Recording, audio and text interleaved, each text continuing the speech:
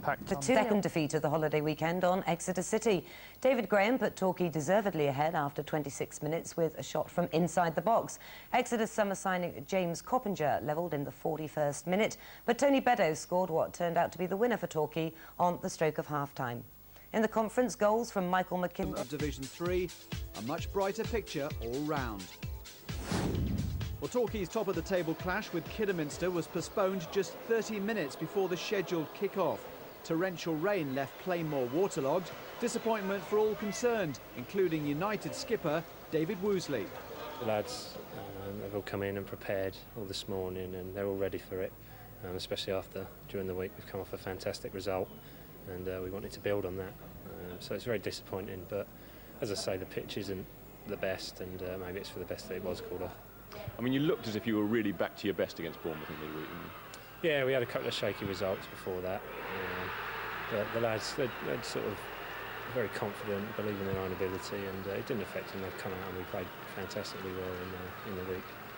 You've picked up as a side this year, and I think you've surprised quite a few people by the way in which you have played. I mean, has it surprised you at how well you've gone? Personally, no. I knew the lads had a lot in them. Really have got some great talent individually. And it's just a case of putting it together, getting a strong side out, and hopefully keeping it out. You mentioned the talent in the side. Of course, everybody seems to be talking about David Graham at the moment. He just keeps scoring goals for you. Well, of course, he's a fantastic player. He's got a lot of ability, and it's been a bit of a wait since he come to Torquay, but for him to find this sort of form. But he really has found it, and there's a lot more from him as well. Obviously missing out against Kidderminster today, would have liked to have played that one, but I mean, what's got to be the aim for you now, between sort of now and Christmas, just to sort of keep going the way you've been, I suppose? Yeah, they say the old cliche is each game as it comes, but yeah, we just go out and, as I say, take each game and try and win and do our best and not get carried away with all the talk and what have you about us being up there. I think that's what happened before, and we got spanked twice in 2 weeks. So.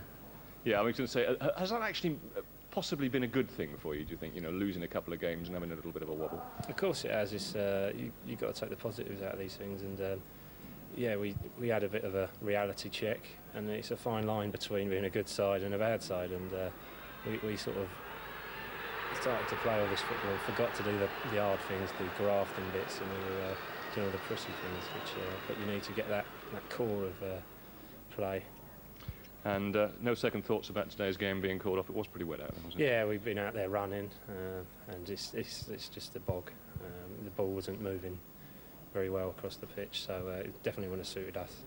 And ready now to gear up for the long trip to Bury next weekend. Yeah, another big trip, another northern club. So, but the lads, they look forward to it. They just like playing. Torquay's inactivity leaves them 7th in Division 3, but if they can win that enforced game in hand, the charge for automatic promotion is back on. That's it. As a striker, Leroy ROSENIOR certainly made his mark. The goals he scored here for Bristol City typified the potential of a career that was hampered by injury. His appointment as Torquay United's head coach in the summer may have surprised a few people. But with the goals now flying high, he's showing he's as good a coach as he was a player. There's now no questioning Leroy's ability. The big question is, how do you pronounce his name? Is it ROSENIOR or ROSENIOR? Well, here's the definitive version. It's ROSENIOR, which is I-O-R. I know a lot of people have told me it's N-O-I-R, and I've had arguments about how to pronounce my own name, would you believe, over the years, but it's definitely ROSENIOR. Whatever you want to call him, one thing you can't argue with is that under Leroy's guidance, Torquay are a different side this season to the one that struggled for most of last. They're playing with an air of confidence and seem to have found an extra yard of pace. It's something that we've worked really hard on. I've got a gentleman called Simon Harling, who's a fitness coach, and he came in with pre-season, and we felt that the lads, it's easy to say not fit, but we didn't think they were physically, we were getting the most out of them. So we've worked really hard on their pace and their sharpness and their movement. A happy training ground is obviously paying dividends on the pitch. The key now to long-term success is finding a level of consistency. We went on a 3-4 match game run where we conceded a lot of goals, and I expected that earlier in the season, to be honest, because the way we play is because we play so open, that I expected to concede a lot more goals, but it came after 12 games, and we conceded a lot of goals. But it's been, and it was difficult for myself as well. You know, it was difficult for me to take, because I don't like getting beaten. But I had to be realistic about it and say that we had come a long way in a very short space of time, and that was always going to happen. And to see us come through against Bournemouth with the performance and the sort of performance with a clean sheet was very pleasing. There's no doubt Torquay's fortunes are on the up. Leroy has made a big impact in a relatively short space of time. And with the 3rd Division wide open this season, just imagine how far the Gulls might go come May. Well, yesterday they went all the way to Bury and came back with another 3 points. In the commentary box at Gig Lane, Graham Sellers. Chris Billy then with the kick. Unzuff is there again. Priest with the touch, comes out to Newby. Oh. Well, I think Van Housden's right leg might just have covered it. Matt Hockley's attempted cross. Fowler. Oh, vicious long-range shot from Fowler, and just swerved a little bit in the air.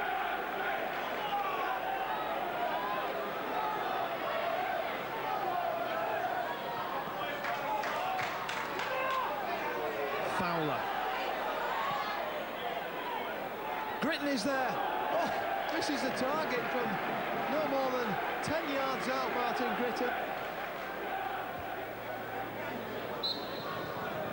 So, Torquay free kick, Alex Russell to David Graham, lets fly, and he was looking for a spot in the top left-hand corner of the goal. Almost picked it out.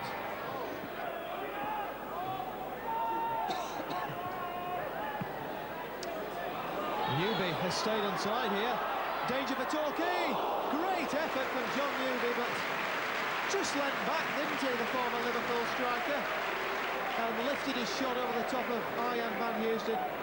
Bury defenders messing about with it here. Got to be careful with David Graham lurking. Martin Gritton, good turn from him. Plays in Hill, and now David Graham, the Scotsman, very fast, very effective. It's in. Torquay take the lead. Right on the stroke of 56 minutes. The flying Scotsman has got plenty to smile about. A cute finish, very smart. Bury 0, Torquay 1. Woodthorpe's throwing. Billy's cross. Nugent's header. Oh, Van Housden down there in the nick of time, but not enough pace on the header to beat the keeper. Well, Alex Russell's gone down in a heap again, but David Graham is coming forward. Thought about shooting, then had a glance at goal. Might shoot now. Oh, just wide. Well, the Scotsman's on fire. Unleashed a curling effort there, and well, I think Glingana was beaten. Very pleased. The lads worked really hard for it, and Bury a decent side. You know, they're just above us in the table, and you can see why they're big, strong side. But they also play a bit, and we played as well to nullify them. But also, when we got the ball, we created a few chances. And away from home, you don't expect to create as many chances, and David Graham managed to put one away for us. And that's how the top of the 3rd Division table looks this afternoon. Torquay are up into 4th place and have a match in hand over the teams above them. Since August, actually, we picked the team in the extra preliminary round and stuck with the winners. That means Ivan Gaskell now reports from Devon, because Ryman League Boreham Wood have 3rd Division opposition today. Well, it might be out of season here in Torquay, but the FA Cup's in full swing. We're about to find out if Boreham Wood like to be beside the seaside. A day trip to the English Riviera, their reward for a 4th qualifying round replay win against Bishop Stortford. Cup contenders have come and gone since the road to Cardiff began 3 months ago, but Boreham Wood are determined to hang on to the baton right now. After a 1-1 draw at Bishop Stortford in the final qualifying round, they ran out 4-1 winners in the replay, earning a day trip to South Devon, where a warm reception awaits from their 3rd Division hosts. I'm Mike BATESON, chairman of Torquay United. Welcome to my world. Just 2 years ago, you were fighting for your very lives in the Football League with a final day match against Barnet. Here you are 4th in the table. What caused the transformation? It's a balance of getting the right players in at the right time, a good coach, a good coaching system, and of course a superb chairman. What does your work involve at Torquay United? I mean, do you roll the pitch? I hear you built the dugouts at the training ground. Oh, I did, yes. Yeah, craftsmanship of the highest order, of course. That's the sort of thing, we do that type of thing all the time. I mean, my next job I've got to do, in fact, this weekend is weld up some goalposts that have come apart. It's the first time I've been in the FA Cup as a manager, and a lot of the players there, it's a new experience for them as well. So in that sense, it's just as exciting as playing in those big games. And Adams pauses, ROSENIOR was there, and West Ham have scored! Leroy ROSENIOR! And there's some good people who've had good experience here. You know, people like Norman Medhurst, who was England physio, and he's so enthusiastic. He's just like a little child. The chairman, he's like a little kid all the time. In fact, there's a lot of little kids around this club. The relationship with the fans at the moment is excellent. If we had a bad run, it would cease to be completely excellent. It's a love-hate relationship. No, we might seriously go that way. There was a character, fortunately I don't see him around the club now, Algernon, who in the early days caused quite a few problems. I banned him about 6 or 7 years ago. Really a bit of a wooden character, said stupid things. We actually modelled him on Mark Lawrenson. This is Ivan Gaskell for Football Focus on the road to Cardiff in Torquay. I think the makeover's done Ivan Gaskell good, but what about Mr. Bateson there, mate? Well, I tell you what, this programme's been presented by a dummy for the last 2 or 3 years, so Yeah. it wouldn't be a problem, would it? Get him on the sofa. Yeah, I'm wondering who's been working you for the past few years, yeah? United of the 3rd Division at home to Boreham Wood from the Ryman League Premier Division. Torquay's David Graham was tripped and Alex Russell put them ahead from the spot. 2 minutes before half-time, Torquay led 2-0 when their centre-forward, Martin Gritton, pounded in a header. After the teams turned round at the break, there was no change in direction of the goals, however. Gritton slid in on the hour mark to make it Torquay 3, Boreham Wood 0. Torquay's 4th goal was scored by Joe Osei-Kuffour, a former Arsenal starlet, a day short of his 21st birthday. And the 5th and final goal in a thoroughly wretched afternoon for Boreham Wood came from Jason Fowler.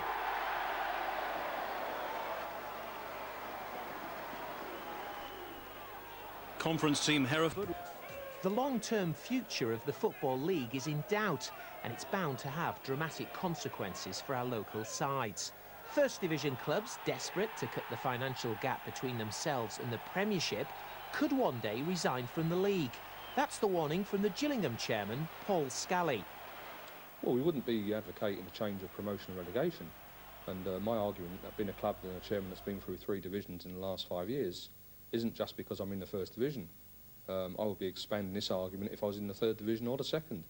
I think it's right for football. If football has a chance of survival, it has to break itself into smaller units that are more specifically controlled and dependent upon the unit concerned.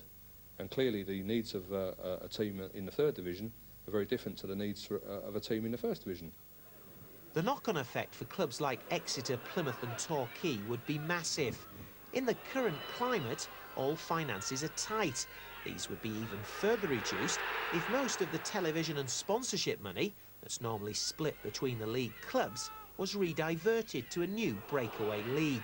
As I said, we wouldn't have the same value as we have at present, but I think the first question you've got to ask is who would want the 1st Division on their own?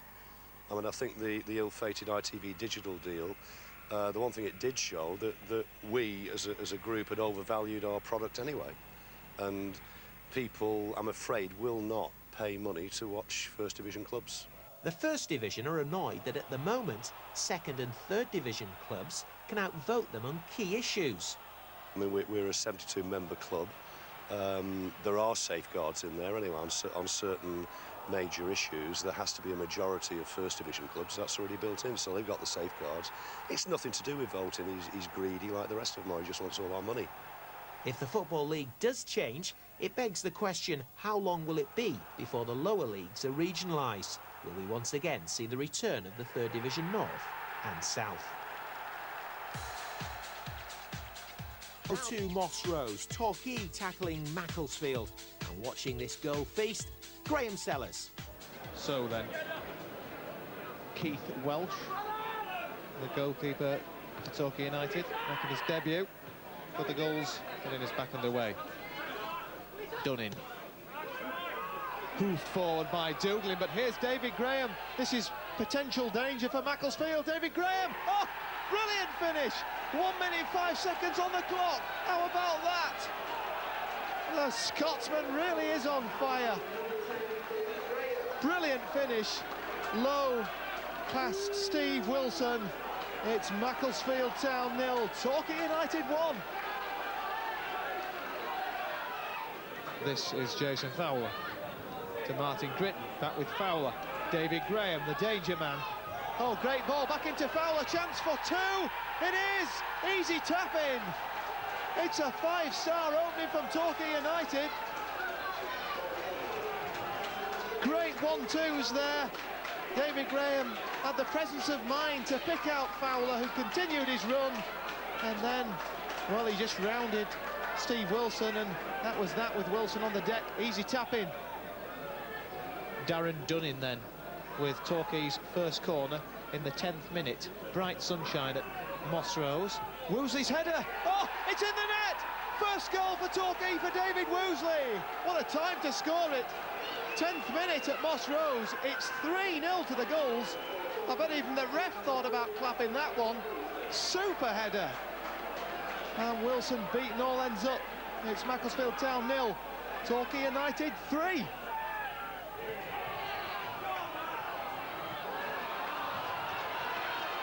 Macclesfield break free with substitute David Eaton, who looks lively, doesn't he? This is Tipton, chance for Hitchin. Tipton's shot, great save! It's in by Eaton!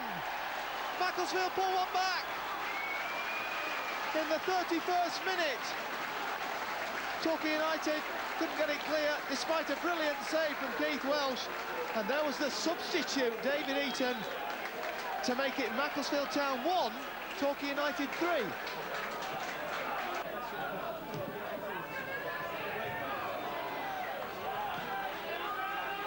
And Macclesfield very much on the attack, very much alive and kicking. There's Lightbourne's shot. Tinson. Whittaker. Great ball in. Oh, great goal! What a header that was! Steve McCauley, I think, who got the final touch on it. Great header, puts Macclesfield right back in the game. Adams.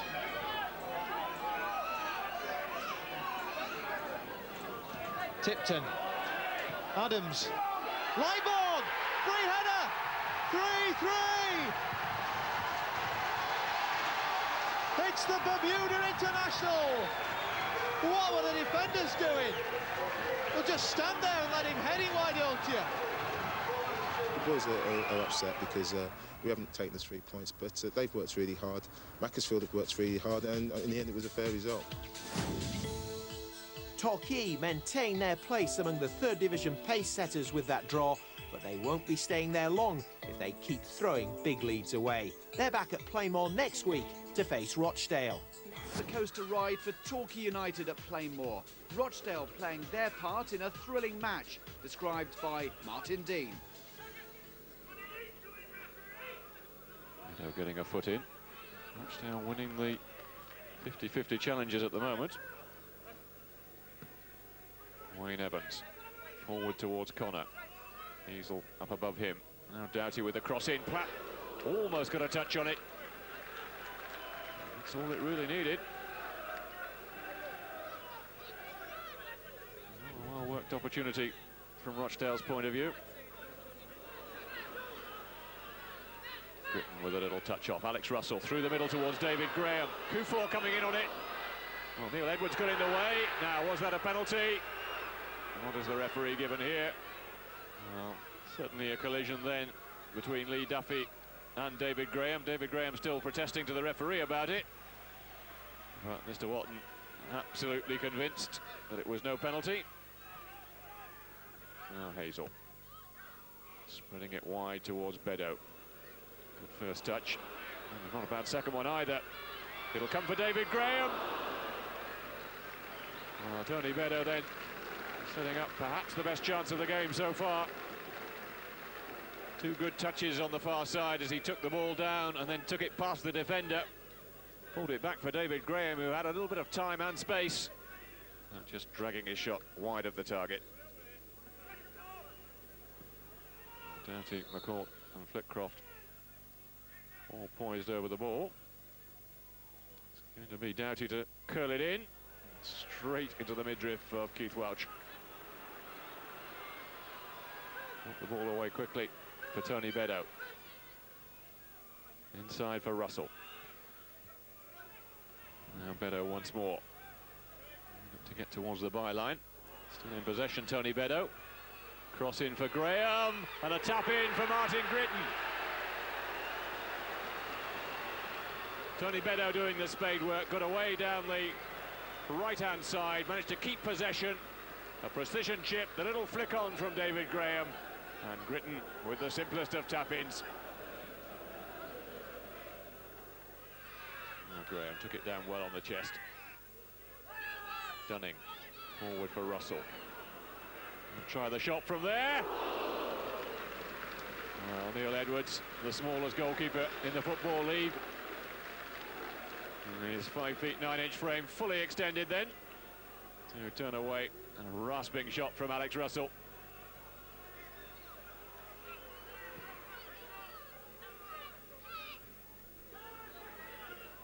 With the little flick on. Oh, a slip by Hazel. Connor is in.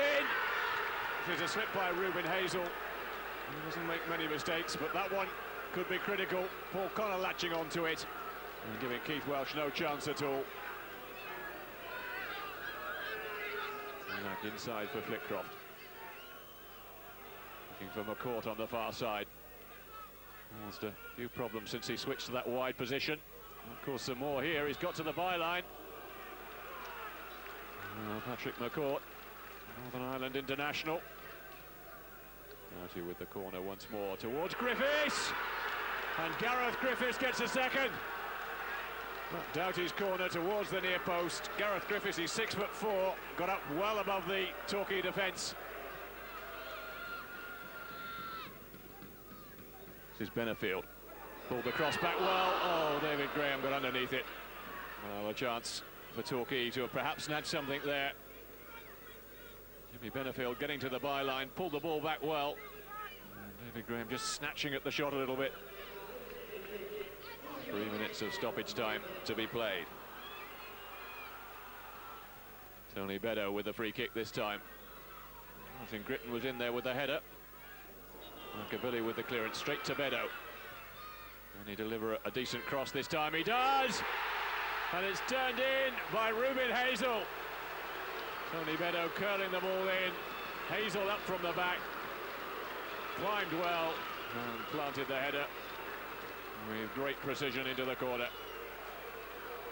It was a typical game. They came, they sat back, they played 3-5-2 and left the manager who's been their best player in recent weeks, and because they wanted to just stop us playing, and we were patient and we got the goal second half. And then we sat back and allowed them to come on top of us again. And, we've been working on that. And, I mean, it's a mistake that just led to their first goal. And then we sat back still, and it's bad defending, which caused their second goal. And then we showed the other side of ourselves. We thought, right, OK, we better have a go now because we're 2-1 down, and created chances and got the goal deservedly. And that's how the top of the third division table looks this afternoon. Torquay down to 6th. After missing out on all 3 points yesterday.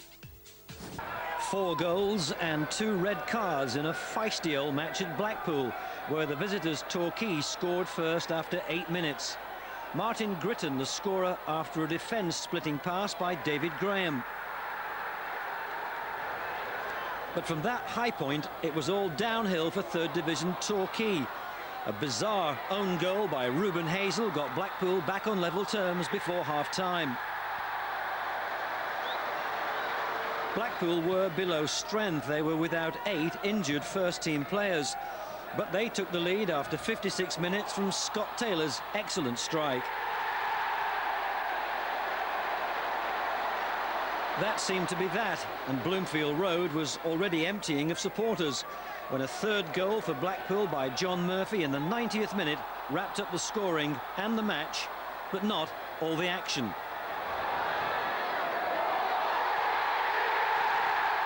Torquay weren't prepared to go home quietly, and as the tackles flew in the last few seconds, they had 2 players sent off. A wild challenge by Alex Russell on Blackpool's Scott Taylor rightly got him dismissed. Then in the melee that followed, David Graham also got his marching orders for what was described as foul and abusive language. Rochdale are 7 places above Bristol Rovers. Our man at the ground was Andy Gilson. So Harris long. Oh, it's a good volley there too. Oh, it's a wonderful goal. Scott Cannon with 1 to remember there. 3 minutes gone and a great start for the East London side. So Hankin. Deep ball in there. Oh, it's a poor miscue by Lockwood. Now Bordeaux gets his cross in there too. It's a good header. Not too far wide at all from Fowler.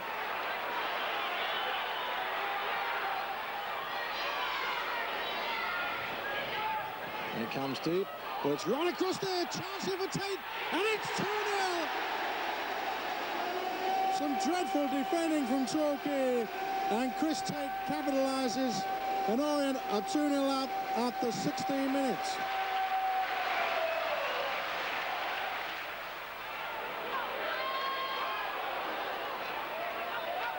Cannon. No foul. Yes, there was. The whistle's gone. It won't count.